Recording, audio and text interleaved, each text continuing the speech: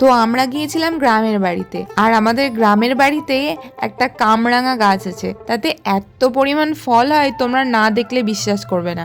তো এত ফল দেখে নিজেকে আটকে না রাখতে পেরে আমার বাপি সোজা গাছে উঠে পড়েছিল, আর আমার মা ঝোড়া নিয়ে নাচানাচি করছিল এত ফল দেখে।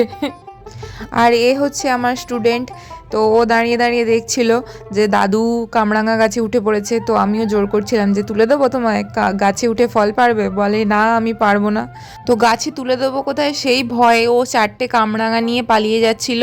তারপরে আমার মা আবার এক্সট্রা করে একটা দিল, আর আমিও এখানে একটা কামরাঙা আমার পছন্দের মতো নিয়ে চলে যাচ্ছিলাম। আর এখানে তোমরা ভিডিওটা দেখতে পাবে যে কত পরিমাণ কামরাঙা হয়েছে গাছটাতে, আর এত সুন্দর মিষ্টি খেতে, তোমরা না খেলে বিশ্বাস করবে না।